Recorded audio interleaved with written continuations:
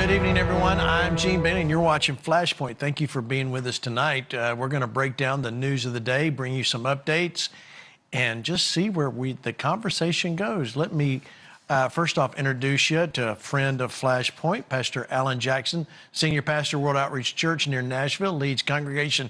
He's barely making it. He's only got about 15,000 there, and that doesn't even count his global audience through media and podcasts and television. Pastor, good to have you on tonight. Good to be back, Gene. Yeah, good to have you. And Bishop, our good friend, Bishop Wendell Hutchins, here to bring us, we're going to talk about an update on chapters. Bishop, you ready to tell us? I'm ready. I'm excited. All right, good. We're going to talk about that. And, of course, Kelly Shackleford, no mystery there, President, CEO of First Liberty Institute, constitutional attorneys, argued many cases before the Supreme Court, winning landmark religious liberty cases. Thank you, sir, for joining us tonight. You know, I said before we got on the show here, Kelly, I'll start with you. I just needed to keep you off the street and make sure you're staying busy. Are you staying busy? We are staying busy. You know, if it wasn't enough to have a couple of Supreme Court wins in the last 5 months, and then today the Department of Justice issued this anti-Christian bias by government report that is just breathtaking. So it doesn't seem like you can go a single day without new news that's kind of shocking. Well, bring us to update us on that landmark ruling today. Well, the president, when he came into office, one of the executive orders was to establish a task force on anti-Christian bias by the government. And particularly looked at the last 4 years, the Biden administration. And I think people knew about a number of things, but I mean, this is 300 pages, all documented. Just horrible how intentional the Biden administration was in really violating people's rights. And of course, there was just a report just within the last few weeks about what they did to the pro-life community, which was horrible, of course. I mean, they literally were working with the pro-abortion groups, and they were using government sources to essentially follow pro-lifers to try to, in some way frame them and get them into lawsuits. And of course, you had all those lawsuits brought, SWAT teams in people's homes, just some of the most abusive stuff we've seen. But it gets worse when you read this report that came out today. I would encourage people, I know people aren't going to read 300 pages. There's a summary up front. A bunch of our clients were mentioned and cases in there, but it was hundreds, literally hundreds of cases and different attacks that affects millions and millions of Americans. And it was the government using their power to crush religious freedom, and especially against Christians. So I'll ask you the dumb question in the room. Why such an attack against Christians in America? Well, in that case, I think it got in the way of their politics. The Constitution is a very inconvenient thing. You'd like to shut up your opponents. You'd like to take away their freedoms. You'd like to make sure they can't have influence. And these are just people that believe something very different from the Christian worldview.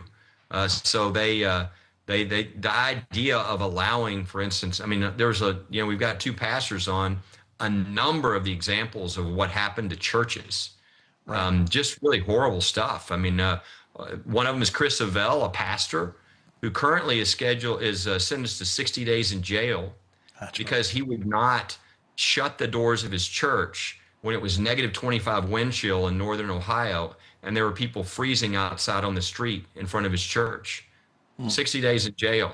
And there's just story after story, but basically attacking pastors for they're criminalizing compassion, for feeding people, for letting a homeless person in, for providing shelter for people.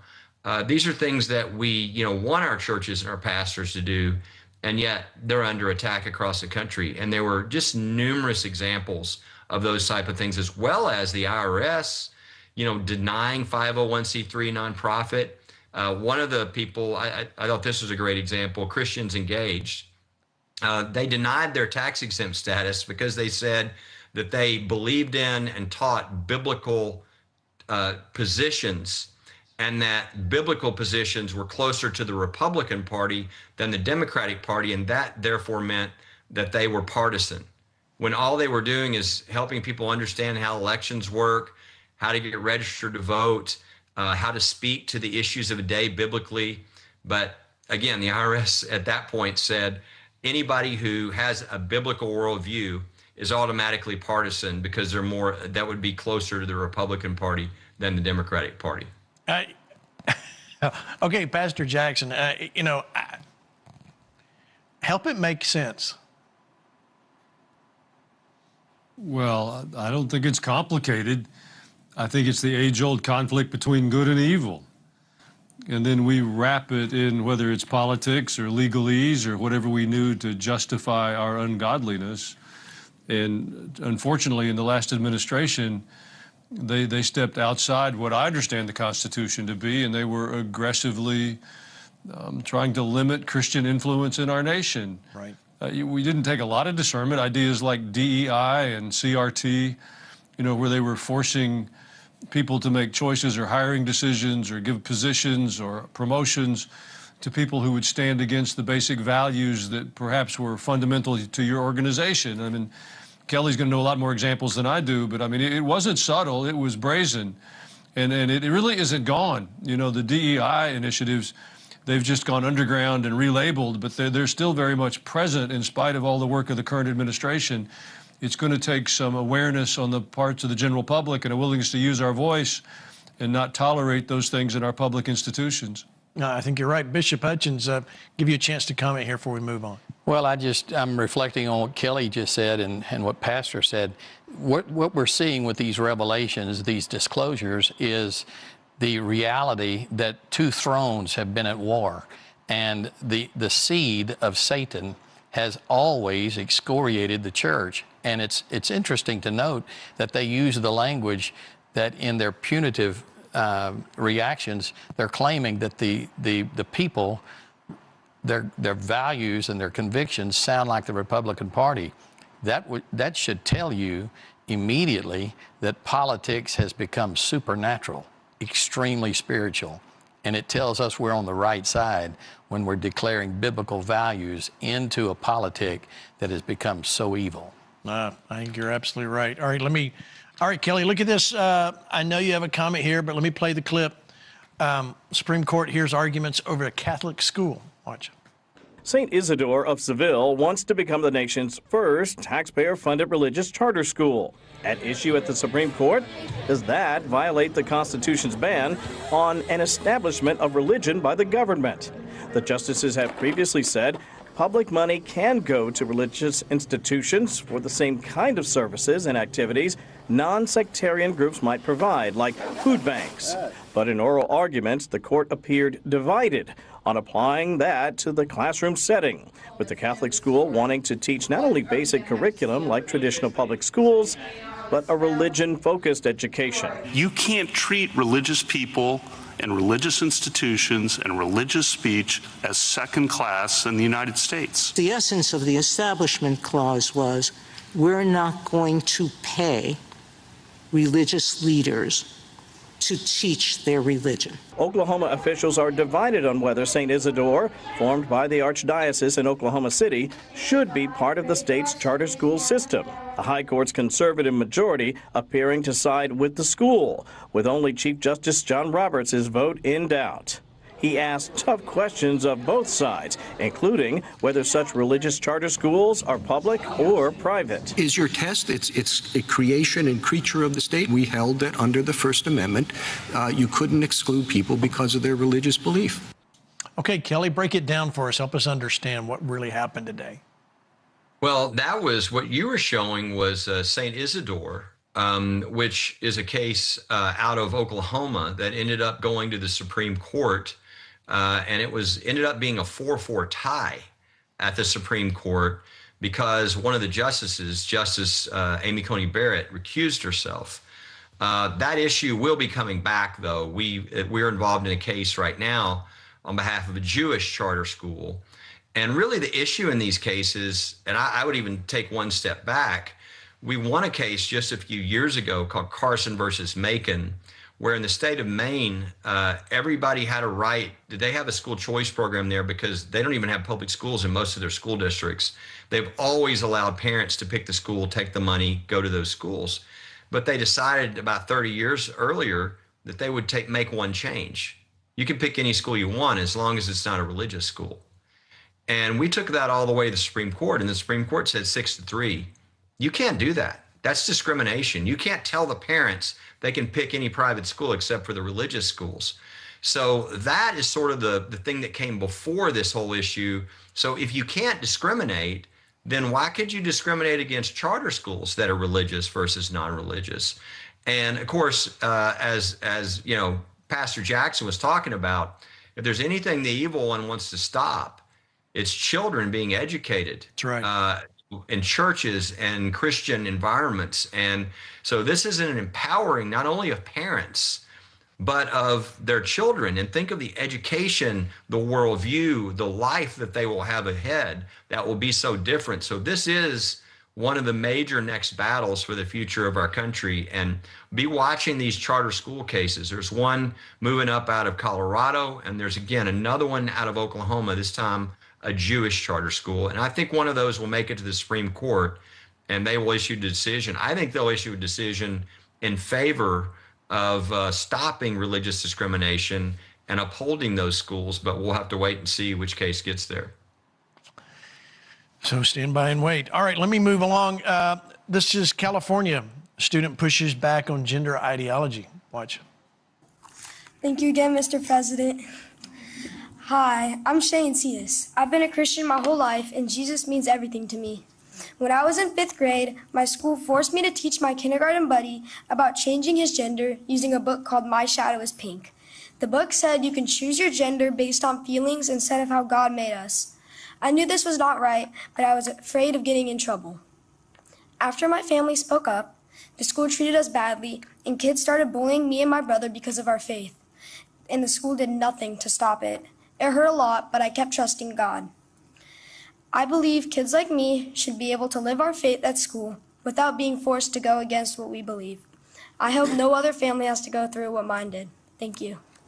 Now, I'm just impressed. I mean, can you imagine Shay standing there and the president's like right behind him, you know, but he was great. He was so eloquent. You know, I'll go to you first, Bishop Hutchins. I mean, that was pretty amazing, and I think he was right down the line of what we need to be looking at. He was an extraordinary young man, and I think it's incredible to see how God is using certain vessels, and how appropriate it was for a young man, a child, to be speaking up for gender identity. The very vestibule that they're trying to destroy and distort and to maim and to color and complex because they want to claim it as their own entity and identity. And he stands up and declares that he's a Christian and he knows it's not right. I think it's amazing. I think you're right. What about Jackson, Pastor Jackson? What do you think? Well, I admire that young man and his family for their courage. We're all going to have to find the courage to stand up for what we know to be right. We've been timid for too long or afraid of the consequences, and I would applaud that young man and the parents that have helped instill those values in him, and pray the rest of us can learn from it. Yeah, I think you're exactly right. You know, we applaud the parents. Way to go, Mom and Dad, what they did. Kelly, you see this? I mean, it is astounding show of bravery for such a young guy. Most people would buckle under that. But where do you see this going from here? Well, this lawsuit was Shay, his whole class, all the 5th graders were ordered to read a book called My Shadow is Pink to their kindergarten buddies, essentially forcing gender ideology on a little, 5-year-old kid and trying to force them to choose what gender they want to be. Shay is a great kid, and even at 11 said, I can't do this to my kindergarten buddy. Went home, told his parents. His father went to the school and said, number one, why aren't you notifying the parents before you do something like this? And number two, our child needs a religious exemption. The school's response was, you have no right to be notified, and we're not given religious exemptions. So we had to go into federal court. And even in California, where we got a Democrat, appointed federal judge, that judge ruled what you did is unconstitutional. Parents do have the right to be notified, and there is a right to religious exemption. And you would think, well, that's great news. Well, no, they've now appealed. They're not going to give up. But I thought his testimony, Shay's testimony, for those who didn't see it, I mean, he's not tall enough to even see over the podium. They had to get a stool for him to stand on so you could see him at the president's podium. And there were 12 people waiting to testify. The president calls on him, and he gets up and just gives a spectacular speech. I mean, that gives you hope in the future with young men like that who are trained by their parents, and they're just a wonderful family. It's just, Pastor Wendell, is it surprise you that we're still dealing with this, even in a Trump administration, that this hasn't gone away yet? No, I think there's an unveiling that's been taking place for the last year and a half, and we're just discovering what all of the machinations and machinery, that the apparatus of evil that's been constructed deep within the very fabric of our society, and it's being unfurled. We're seeing it all appear, and we're looking at a conspiratorial effort by the enemy of our soul to wrap everything he wants to do to destruct the nation and destruct the family. The destruction of the family was woven into his plot, and we're seeing it. We're knowing how to pray now, and we're going to have the victory over it. Yeah, Pastor Jackson, I mean, there are families all across America that are dealing with this still, and the church is this is why the church is so important. If we don't have churches that'll stand up, be strong, pastors that will lead, teach men to be men and men to be fathers and leaders in their home, the future of the family is at stake. Gene, you're absolutely right. Every generation has to make a decision and make a choice for themselves. We may stand on the shoulders of those who preceded us, but we have to make those choices. And this particular issue is stunning to me in how it has persisted. Even in the community where I live, a small community just outside of Nashville, the school boards have struggled with this. And it isn't about Republican or Democrat, because in the community where I'm at, they all belong to the same party, but they have trouble getting this right. Smut does not belong in our classrooms and libraries of our small children. There's just no... And then when we stand up, they'll say, well, you're in favor of banning books. It has nothing to do with banning books. It's about age-appropriate learning. We don't sell cigarettes in kindergartens or alcohol to elementary students because it's not age-appropriate. They don't have the emotional or physical maturity to make those decisions yet. And the material that they're introducing to our children is inappropriate. And this should not be a complicated issue, but it will take a bit more determination from the Christian community. And if you have elections, don't just pay attention to the words they use, pay attention to the behaviors they've had and the policies they've supported. What I find is the closer we get to the elections, the more frequently everyone says Jesus. Yes. But I'm much more interested in their behaviors and the policies they've supported. And don't tolerate people in your communities that want to indoctrinate your children with perverse things. It's inappropriate, and we're not watchmen on the walls if we give in to that. So how do you, I'll go back to you, Alan, how do you train people? It seems like we have a whole generation that doesn't know. For some reason, we're having to tell them that this is good and this is bad. But how do you train them? How do you bring them up at this point to understand the importance of that? Well, I think it's a new kind of training or retraining. In another season of my life, I trained horses a bit, and it was much easier to take a horse that had never been under any authority and train them in the right way than it was to take an animal that had been mistreated and to retrain it. And for decades, we've trained Christians to be passive. About the only public response we had heard was to turn our other cheek. And so we haven't really been aware or focused or even invited to be assertive enough to express a biblical worldview. And if there's a pushback and someone says, well, you can't say that, there'll be a lawsuit or there'll be a challenge, then we have capitulated. Well, since when did doing the right thing, was doing the right thing determined by whether or not there's a challenge? Throughout Scripture and throughout the history of the church, there is often a challenge to doing the right thing. We should do it anyway. And so I think we're retraining and we're having to overcome some bad habits. And that takes a little more determination, a little more effort from the people that are doing the training, but it's worthwhile. Yeah. So it was a great comment there. Kelly, I just want to say thank you for First Liberty and what you guys do, the Liberty Institute. I just, man, without you, we are so thankful for the water you carry for us in the courts. How can we better help what you do? How can we better help America? You know, I think one of the biggest problems is people aren't aware. And so one of the things I would urge everybody who's watching this to do, it's as easy as going to the website, First Liberty, just spell it out, firstliberty.org, firstliberty.org, and go down just a little bit, and there's a deal that says Be an Insider. And if you sign up for that, we send out an email every Friday. It's about 850,000 people, I think, who have asked for that. We don't charge. But we go through all the attacks, the fights, the victories, everything on religious freedom for that week. And we pick the 4 or 5 that we think are the most important for people to know. And I think number one, that way people can pray. Yeah. Right? I mean, if Coach Kennedy, we're standing next to Coach Kennedy in the U.S. Supreme Court, man, I want people praying. Right. You can't pray if they don't know that these battles are going on, if they don't know that Shay's in court, or, you name the case. So number one, I'd say if they get that information, they can pray. But then number two, what they can do with that is they can educate others, because I think so many people are confused. But you know what? If they start sharing these victories with their own circles, people are going to be more emboldened. Yeah. They're going to realize, kind of like Pastor Jackson was talking about, they're going to get a stronger spine. They're going to stand up for what they believe because they know the law is with them. And, we had 500 cases last year. We have a lot of cases every year, but 26 years in a row, every single year, we've won over 90% of our cases. The law is on our side if we're willing to stand up.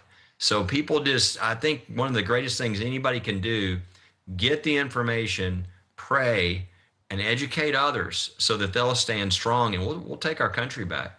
Amen. Boy, that's a good word. All right, so, okay, Flashpoint Army, you need to go to that website, firstliberty.org, scroll down and sign up for that. Everybody on here watching us tonight, no matter when you're watching this show, you need to go there and be a part. This is crucial.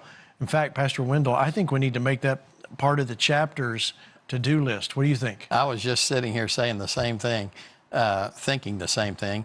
We need to make First Liberty a part of the pillar and the structure of our command center, so that those emails and those announcements are going every week. We can put those in every one of our chapters and be awakened to the reality of what we need to be praying for in any court in the land. It wouldn't hurt for us to have those local chapters present and supporting as well.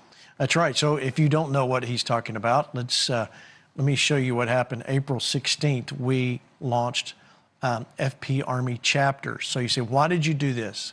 Well, I'm going to be real transparent with you. We have been looking at starting a super PAC and a PAC, and we went to D.C. We met with some very influential advisors who told us how to do it and what to do and how we were going to make an impact. And I just didn't want to get into D.C. muck, and to be honest with you.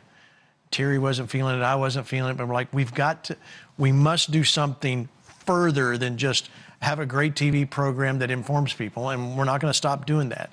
This is the next level, and that's why Bishop Hutchins is part, and he's taken the lead in helping us get this birthed.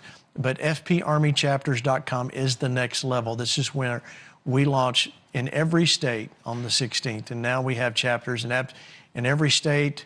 This thing has just exploded. In fact, Pastor Wendell, give us an update on how many chapters and where we are.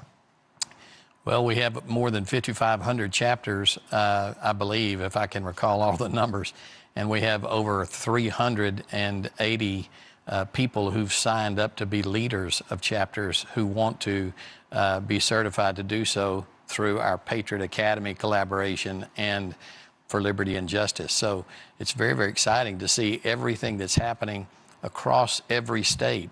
So many people. We had some people contact us yesterday, and they want to bring in 4 or 5 groups to change the velocity and direction of their precinct there in Minnesota. So they're asking for help. So the influence is reaching beyond the boundaries of the four walls of the church, moving into the community, and we're wanting to use this to be a front door for the church and show people that the church is engaged with culture, and we're in actuality changing culture because we're the intercessors for culture.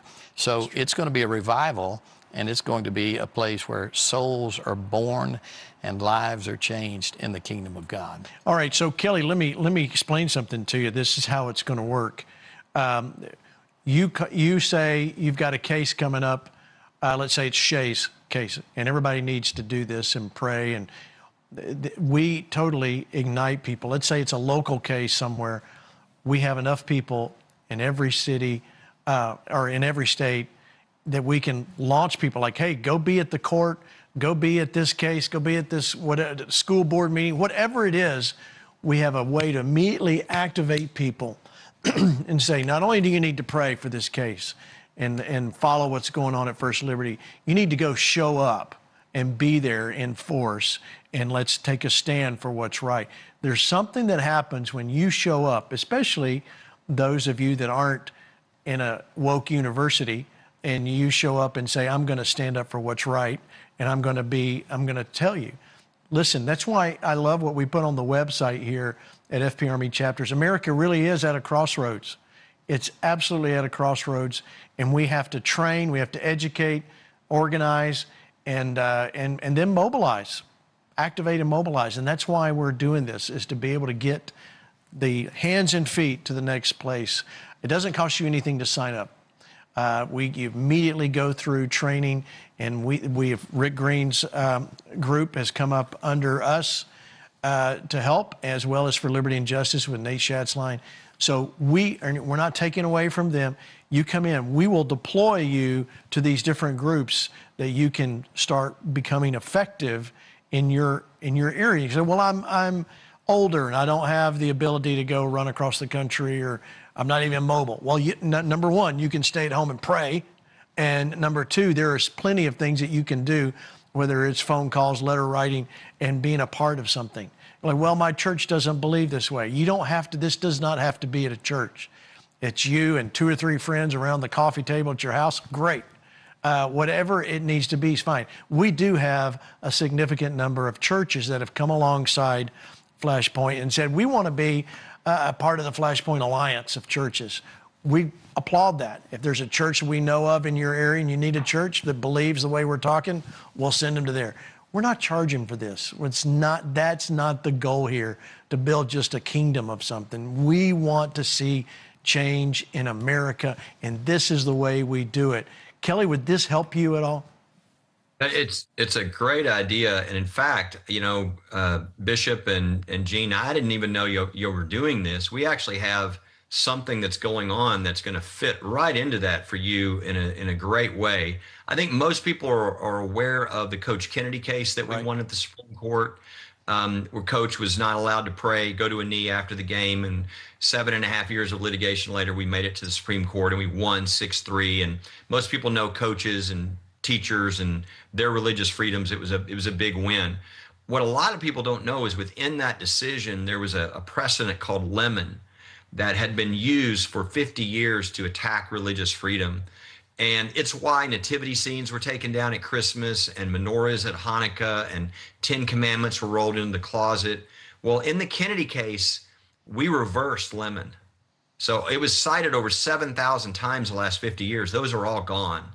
And so everywhere that a cross went down, it can come back up. Everywhere the 10 Commandments was in the closet, it comes back out. I've been in installations of 10 Commandments monuments that are going back up in front of our courthouses across the country. We started an effort because what we realized is we changed 50 years of case law, but most people don't know that. They know what they learned in the past. Oh, you can't do that. Oh, you can't have a nativity scene on the lawn at Christmas. You can't have a 10 Commandments. You can't do these things. And it's not true. So we started an effort with every other group who wanted to be a part called Restoring Faith in America. And it's because one of my attorneys came in after we won, he's a fairly aggressive He said, I need $20 million. And I said, what do you mean? He said, we've got to open up all these cases, all, 7,000 citations. They all have to be reopened. We have to. And I said, no, we've already won. All we have to do is tell people in their communities that they can do these things. And the law's already on their side. So we have a program or a website that we share with everybody, Patriot Mobile, anybody who wants to be involved, and are doing projects every month. One example is given out of here's what you can do in your community. And it's rfia.org, restoringfaithinamerica.org. And it's a great way for people every month to take the wins we've already gotten and change your community and bring back those Judeo-Christian foundations into your community. Have a nativity scene. Think of it. One county puts up a nativity scene. Guess what happens with the other counties? Yeah. They go, we can do that? And guess what starts to happen across the country? So that is a perfect fit for what you're doing, giving people something they can really do that doesn't take a lot of effort. It could be as simple as getting people together and going to your local officials and saying, why aren't we doing this? But taking their communities back and really bringing faith back across America. That's so good. All right, we're having a staff meeting right here. We're going to do that. Bishop, we're going to get with your people and we're going to fold that right in. It'll be done by midnight. Yeah. So if you want to know more about what a chapter is, here's a brief understanding. Watch. This is it. This is your Flashpoint. There comes a moment when watching is no longer enough. A moment when concern must become courage. When conviction must become action. When faith rises up and meets the issues of the hour head on. This is that moment. It's time for Flashpoint Army chapters. This is where we speak with conviction and engage our communities the way the founding fathers intended, all through the lens of biblical citizenship. But make no mistake, this is not passive Christianity. This is not spectatorship. It's not business as usual. This is truly an army, the Flashpoint Army.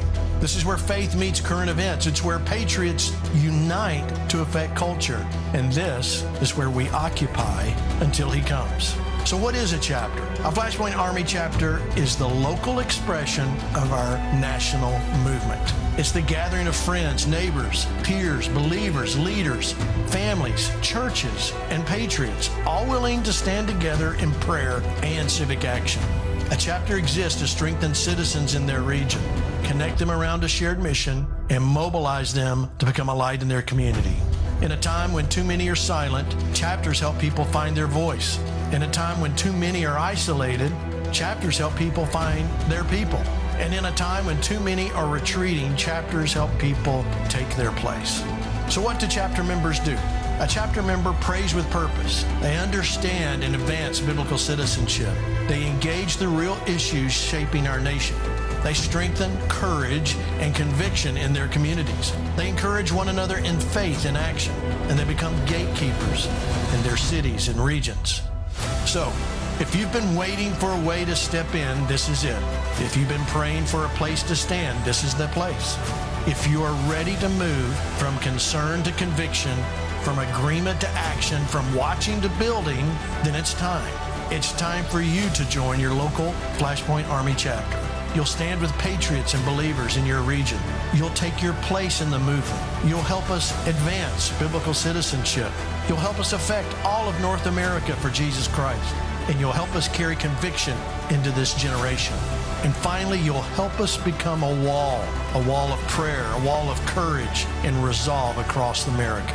Join the movement, join a chapter, take your place, and occupy until he comes again. Together, we are taking America back. All right, so there you go. FPArmyChapters.com. Sign up. It's free, and we'll get you on the path. Pastor Jackson, you're hearing what Kelly's saying, and this is easy. This is really easy. We just need to get the word out. Well, the heavy lifting that Kelly has done has opened doors for all of us. Right. And I think you're right. We have to be retrained. For almost 50 years, we have been told to to quietly withdraw from the public square. And Kelly and the work of his team have opened those doors for us to re-enter and re-engage again. So, but when you haven't used those muscles of courage and determination for a while, right, they've atrophied. And so it's going to take a bit of time, but we've got to begin to do the work, one community at a time, one church at a time. And then let's see what God will do to add his authority and multiplication to that. Yeah, without a doubt, without a doubt. All right, so back here in COVID, we were all struggling, pushing back, being canceled, being called anti-vaxxer, COVID denier. Well, guess what? A Fauci advisor got indicted. Watch. The Justice Department has charged David Morins, a doctor, with conspiracy, claiming he concealed federal records to counter evidence that COVID-19 may have leaked from a lab in China, all to help restore a controversial coronavirus grant. Morins, a former aide to Dr. Anthony Fauci, testified before the House's COVID Select Subcommittee nearly 2 years ago about emails he'd sent in February 2021, claiming that he'd learned to make emails disappear after he received Freedom of Information Act requests. Ever delete or attempt to delete a federal record? No, but let me explain why. When I came there in 1998, we were instructed to delete emails or to move them into PST files frequently because they jammed the computer. The Justice Department says Morins used his personal Gmail account to exchange non-public information. The indictment also claims an unnamed co-conspirator gave Morins wine for his, quote, behind-the-scenes shenanigans, then suggested he could push scientific commentary in a prominent medical journal advocating that COVID-19 had natural origins. That's a competing claim with the lab leak theory. The indictment says the co-conspirator could also provide meals at top restaurants in Paris, New York, and Washington, D.C. Okay, I'm still stuck on those pesky computers that get jammed up. Sounds like your excuse from your teenager for not doing their homework. The computer jammed up, Kelly. That's what happened. Yeah. I can get emails because they took up so much RAM. That's what happened.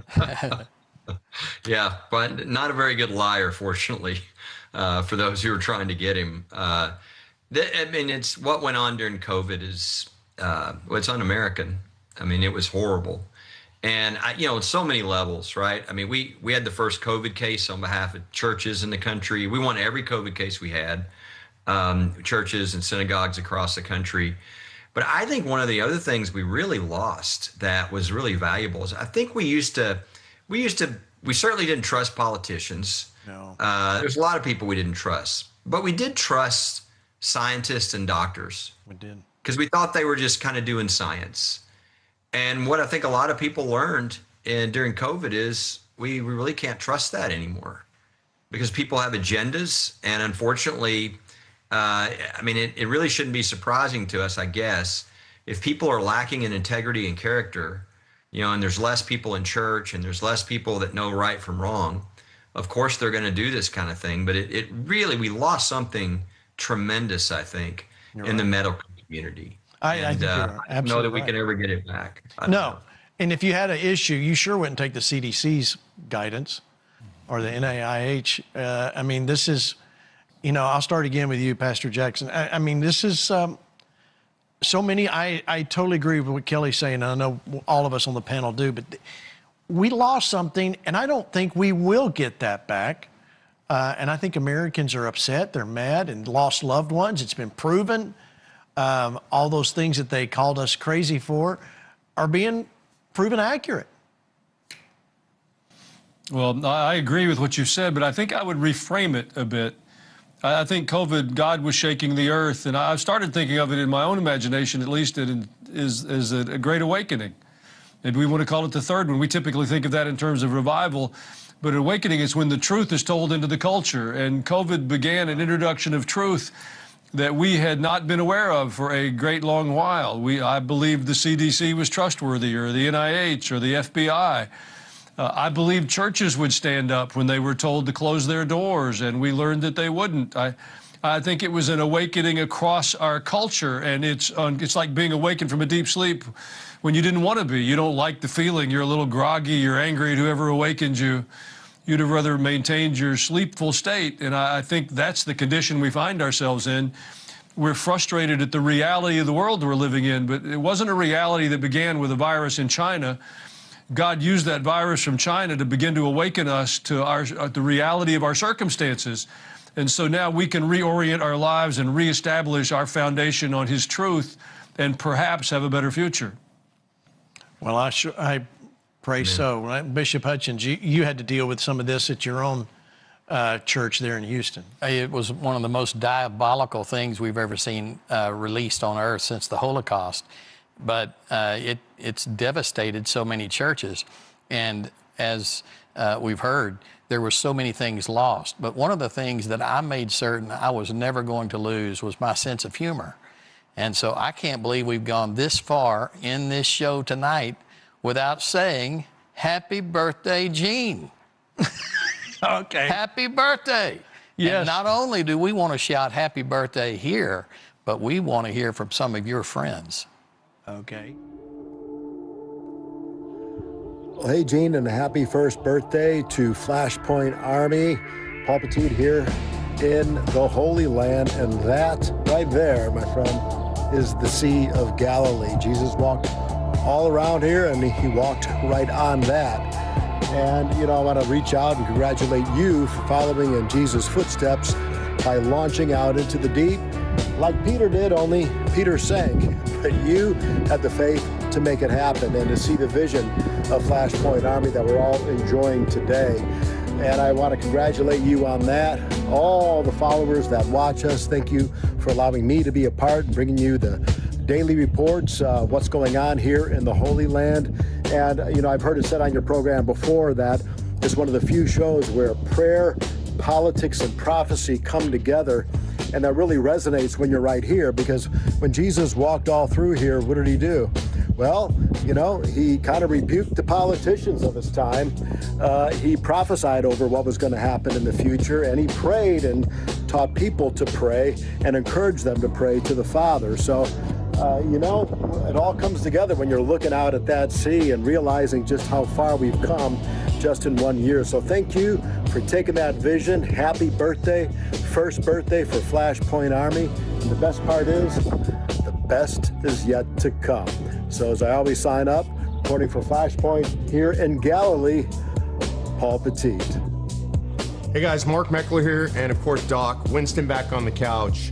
And Gene and Terry, I just wanted to congratulate you. We just wanted to congratulate you on the 1 year anniversary of literally you guys stepping out into the unknown. I'm so proud of you guys for taking Flashpoint independent, for all the things you've accomplished. And I hope that people understand just what a big deal this is. Not just that you did it, but what it took to do it. As a guy that's been doing media for a long time, I know how hard it is to do what you do. There's so much that goes into every production. It's you guys, it's staff, there's a whole crew behind this. It's the writing, it's the research. You had to lean into God. You had to believe that God would be with you as you made this happen, or you couldn't have done it. You guys risked it all at a time when so many people in their lives are just taking it easy. That's the reason I'm always proud to be in the Battle of Flashpoint. Follow you guys anywhere. I'll stand side by side with you anywhere. I appreciate you. Keep up the good work for many more years. Congratulations, Flashpoint, on 1 year of being independent. What God is doing through Flashpoint, Gene and Terry Bailey and the whole team is nothing short of a miracle. We thank you, and we are so grateful for your courage, for your boldness, and for standing up for the truth in a time where most people don't want to preach the truth. Yes, we love you guys so much, and we believe this next season will be even greater. We believe that God is going to take Flashpoint from strength to strength, from glory to glory. We love you guys. We're praying for you. We pray that you will reach more people than ever before. Amen. Congratulations, guys. We love you. We'll see you soon. Hey, Gene, just want to take a moment to congratulate you and the entire Flashpoint Army on this 1 year anniversary of the new thing, the greater thing that God is doing in and through Flashpoint Army. Thank you for stepping out by faith, being a man of faith. 1 Corinthians 3 talks to us about Jesus being the only foundation, but men build on that foundation. You are a builder, an architect, a strategist for the body of Christ for such a time as this. Thank you so much. Congratulations, my friend. What's going on, Flashpoint Army? This is Nate Schatzline.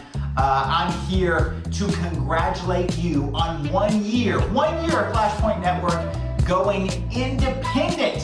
What a massive accomplishment.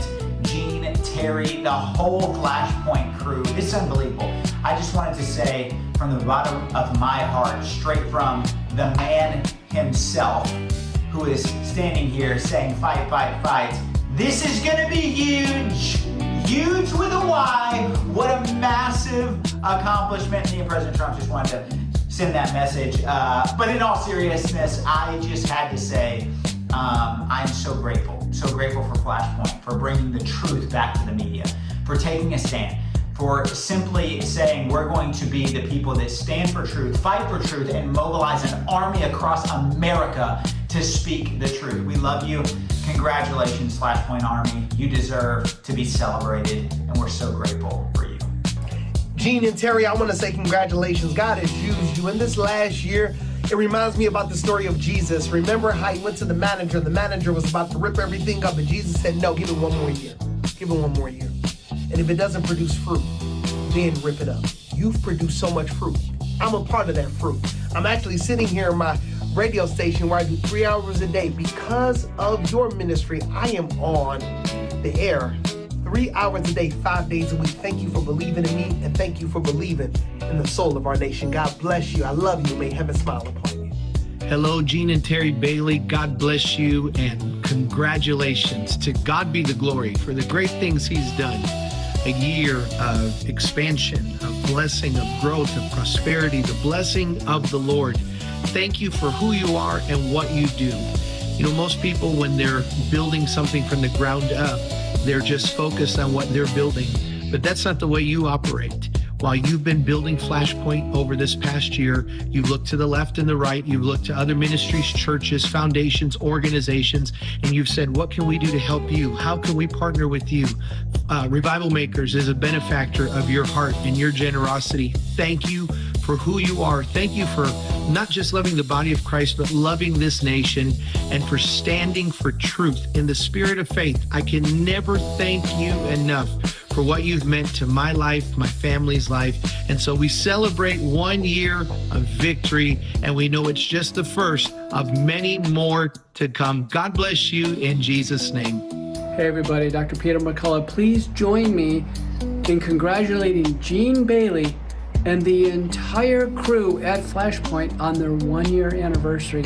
They have accomplished so much in bringing you the truth, important insights, and critical information on medical freedom when it really matters. So great job, Flashpoint. Keep it up, Gene.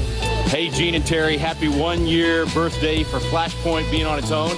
I've got the scholars here in the rotunda of the U.S. Capitol, and we are so thankful for you and excited for you and for what God has in store for Flashpoint. So I look forward to doing a Flashpoint event right here at the Capitol soon. We'll see you guys. Happy birthday.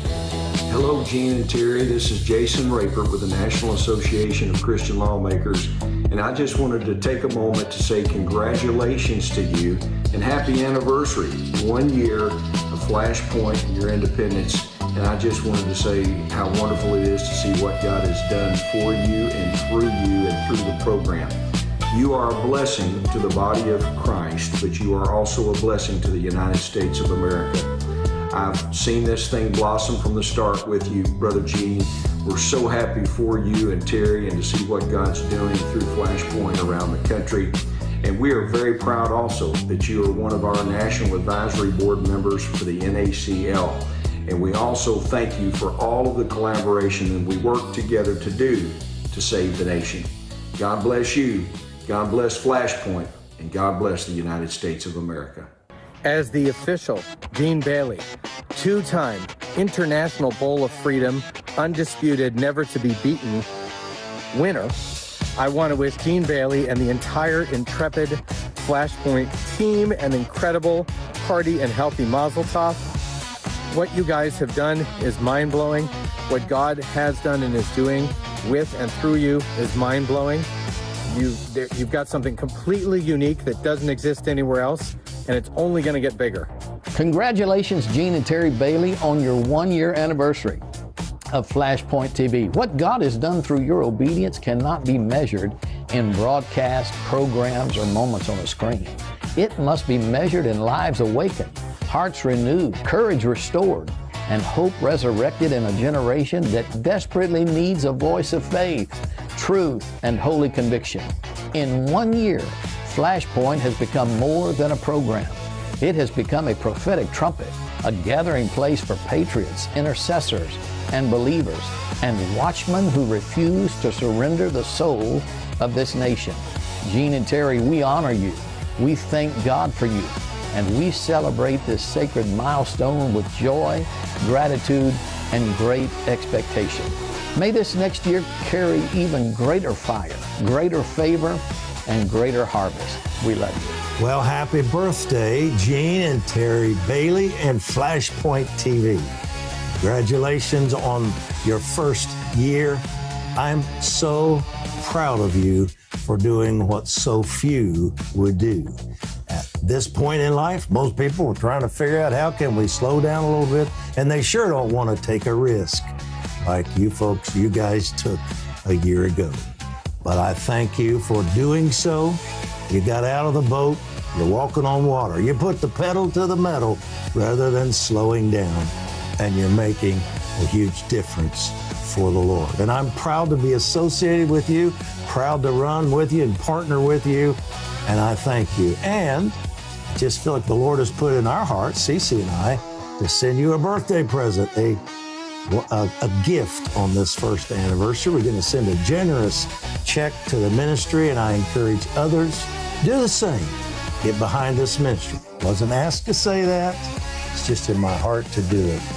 Bless them on this 1 year anniversary. Congratulations to you guys. Keep the pedal to the metal. Awesome. Wow. Thank you, everybody. I, of course, did not know the show was going to be hijacked. But yes, a year ago today, we started with a bill, no income, and a bill for $130,000. And it's nothing short of miraculous. So we're very thankful. Thankful you guys watched. Thank you for being a part. Victory Channel was very good to us for 5 years. But what has happened last year has been absolutely monumental. So thank you all for your kind words. And as we continue to grow, we're going to see great things. And I think the chapters are part of that. And we're so excited about that because I believe there's so much more that we can do, and we want to see it happen. So thank you for that. Kelly, Alan, sorry you had to sit through all of that, but I hope you like me more now after all that. You got a lot of friends. Yeah, it was great.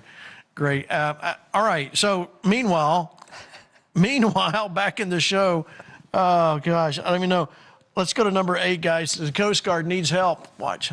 We have over 6,000 utility bills that have been unpaid because DHS is not funded. And so now we're starting to see electricity, water, natural gas, other services shut off that are impacting not only our operational units and bases where our people work, but starting to impact where people live. Members of the Coast Guard going around with flashlights until the lights can be turned back on. It seems like a horror movie, but it's actually happening. It's almost unbelievable. These are Coast Guard stations that are standing by to respond to search and rescue missions, and the lights are shutting off. That's exactly right. They launch 24/7, 365, and suddenly the lights go out or they don't have water. Admiral, I think a lot of Americans would be pissed to hear this is happening. Furious. About 1/3 of the roughly 45,000 active duty Coast Guard members are reassigned every year.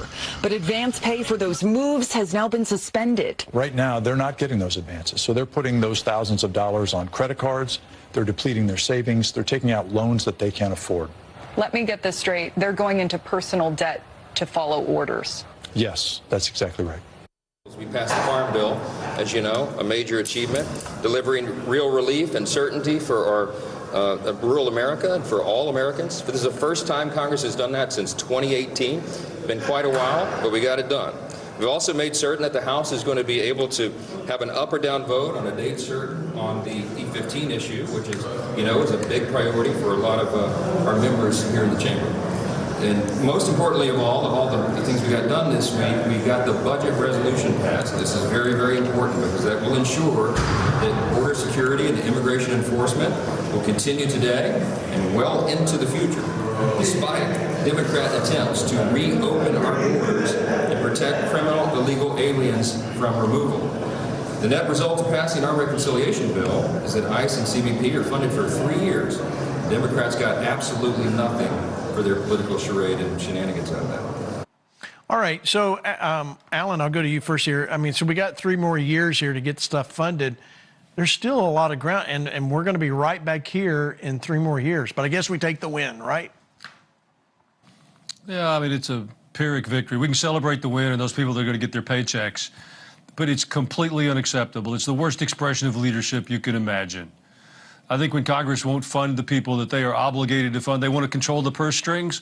So when they're not doing their job, let's change the laws. They have to stay in session without pay until they do their job. I'm tired of their petty politics and their excuses. It's not tolerable, and we can't tolerate it any longer. We have to demand better. I think you're absolutely right. And I think the American people agree with that 100%, that they should have been forced to abide by what they're doing to other people. Kelly, let me get you to wrap up. I got 2 minutes left in the show. You hear this, comment on DHS and the funding. It's irresponsible. I mean, anywhere else that would happen, whoever was in charge would have been thrown out of their job. That's right. And that's what deserves to happen. The only reason it doesn't happen is the American people aren't doing their job to throw these people out when they won't do their job in Congress.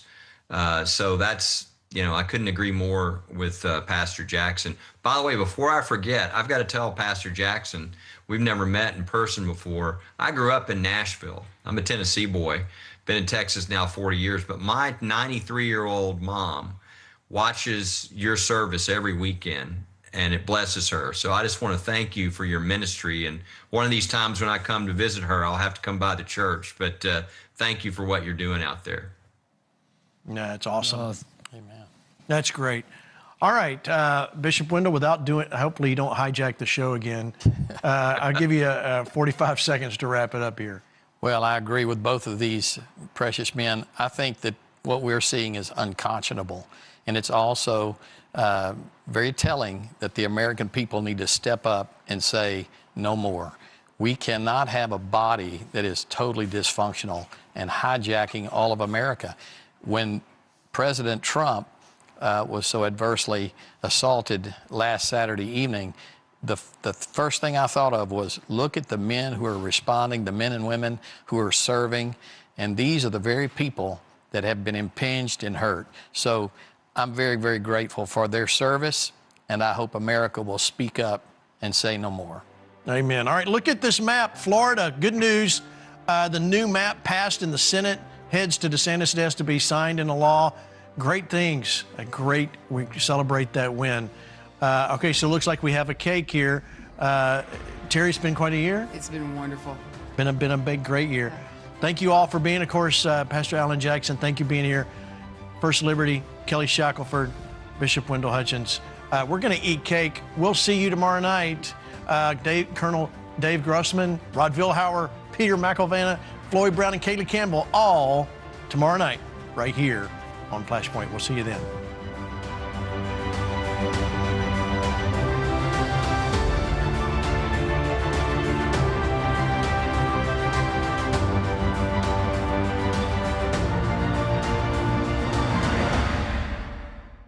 Hello, Flashpoint Army. As you know, MyPillow continues to be the most attacked company in history.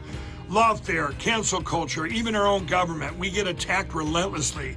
A woke company came in and bought our building and wouldn't renew our lease. So what did we do? We moved into a brand new factory. And during the move, we filled up 4 semi-trucks full of MyPillow products that we're going to discontinue forever. But we're going to sell them to you for up to 80% off. For example, our famous My Slippers, regular $149.98, now only $29.98. But that's not all. We're closing out our flannel sheets, sandals, clothing lines, couch pillows, shams, mattress protectors, and so much more, all up to 80% off. And once they're gone for good. And don't forget, all of our flagship products are on sale too. Get our 6-piece My Towel sets for as low as $39.98. Save 50% on our famous Giza Dream Sheets, and our standard My Pillow is only $14.98. Also, our MyPillow mattresses and mattress toppers are as low as $99.98, And when you order today, they're going to ship directly to your front door absolutely free. So go to mypillow.com/flash or call 800-975-4719. Use promo code FLASH to take advantage of our biggest factory sale ever. This is the Flashpoint Television Network.